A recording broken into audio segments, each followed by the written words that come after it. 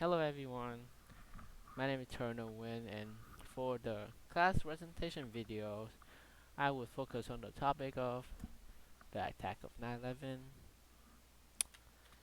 The agenda for my slideshow will be focusing on some introduction and background information.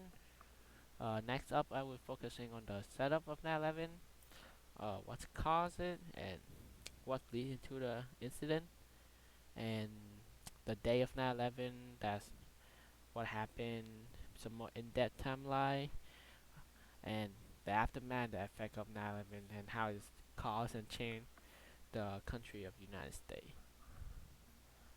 Some intro and background. On September 11, 2001, terrorists linked to the Islamic extremist group of Al Qaeda, founded by Osama bin Laden, the leader, hijacked four commercial passenger airplanes and carried out suicide attacks against targets in the United States. Two of them were flown into the World Trade Center in New York City.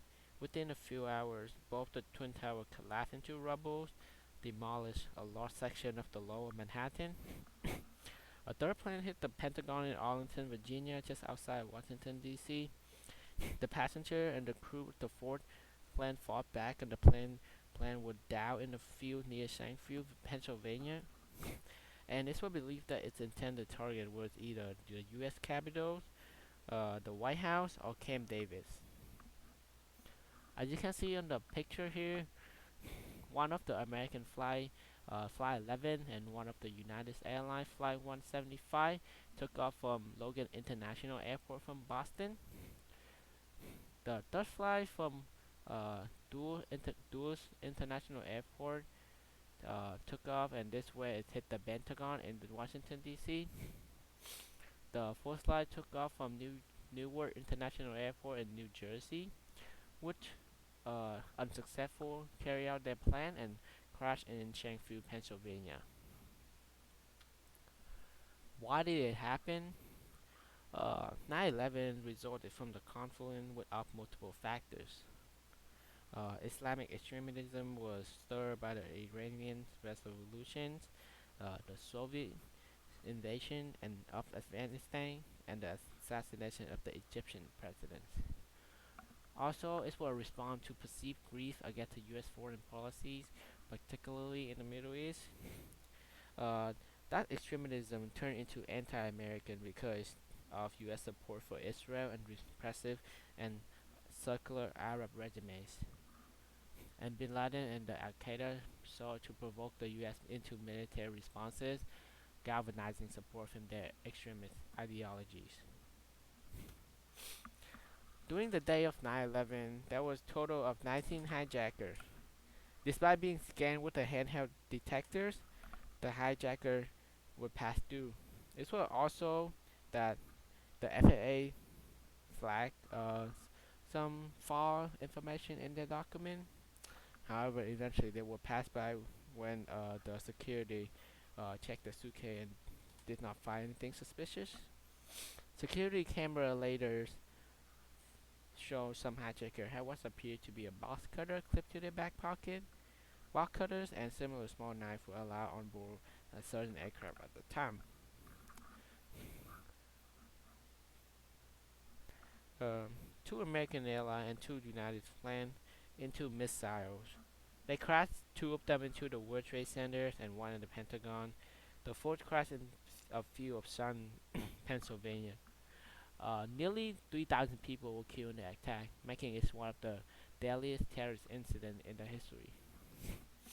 These are the picture of the 19 hijackers, and this is the skyline picture of New York City pre 9/11. The airspace during 9/11 was some historic event. Is the FAA ordered the closure of North American airspace at 9:45 Eastern Standard Time in response to the terrorist attack. This was the first time in history that both the United States and Canada has closed the airspace. This is the NOTAM that issued on 9/11/2001 at 15:06 Zulu. This is the 9/11 timeline, and a fun fact that I figured out is the first believed to be the first victim of 9/11 attack was a guy named Lewin. He was an American mathematician and entrepreneur. He was uh, got stabbed to death by a hijacker on American Airlines Flight 11 just shortly right after the takeoff. According to the flight attendant Petion, Lewin's throat was slashed while he was attempting to stop the hijacker. As you can see here, the flight American 11 took off at around 8 o'clock, which later hit crash into the North Towers at 8:46. The Due to some delay, the flight United Airlines 93 took off much later time than they were scheduled, which caused awareness during what happened, which later directly lead to the unsuccessful attack. Uh, North Towers of the World Trade Center collapsed at 10:28. At 10:53, the Defense Secretary Donald Rumsfeld ordered a U.S. military place at DEFCON 3, and which closed the airspace up air over the continuous United States to clear up of all commercial and private flight at 12:15.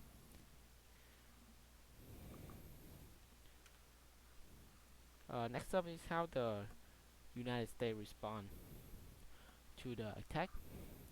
First up is foreign policies. President George W. Bush created the Foreign Tracking Task Force and created the sharing of law enforcement information globally, implemented a new anti-terrorism laws. The U.S. also invaded Afghanistan and Iraq and built a worldwide coalitions. Domestic response: the U.S. deployed intelligence, law enforcement, diplomatic, military official, and authorized enhanced domestic surveillance.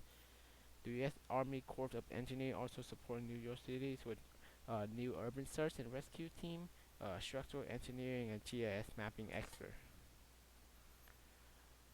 For restorations, the U.S. also led effort to rebuild the Lower Manhattan and support the development of National 9/11 Memorial and Museum, which opened in the early 2010. At this picture is where when George Bush was noticed of the attack when he was giving a speech to students at an elementary school, and this was him getting the information.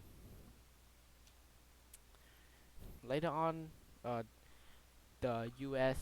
Uh, launched a mission dubbed Operation Neptune Spear, which the direct cause of the assassination of the leader of Al Qaeda, which is Osama bin Laden. He was located and tracked down by the U.S. intelligence agencies. On May 2nd, 2011, U.S. Navy Team SEAL 6 were conducted in Abbottabad, Pakistan, and along with top officials, President Obama formally approved the execution of the Operation Neptune Spear at 1:25 p.m. on May 1st Eastern Time. Obama bin Laden was located on the third floor of the compound and is shot in the head above the left eye at 3:39 p.m. Sometime during the operation, three other men, including one of the bin Laden's son and a woman in the compound, were also killed. One of the airplane actually crashed, but there were no injuries. The mission would continue and uninterrupted.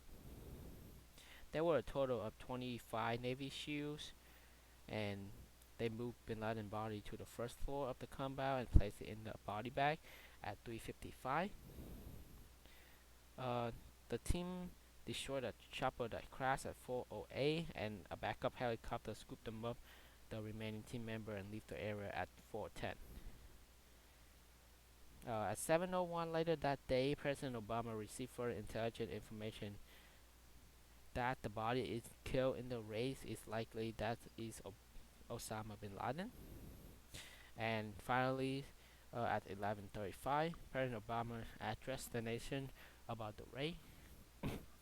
Bin Laden death was a significant milestone in the global war on terror and marked the culmination of years of effort of bringing him to justice for his role in the September 11th attack.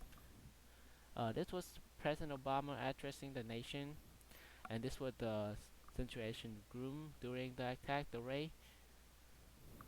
This is the compound pound that Osama bin Laden was located in, which he was in the third floor of the main building, was surrounded by an 11-foot high wall. This is the site of the first crash of the helicopter.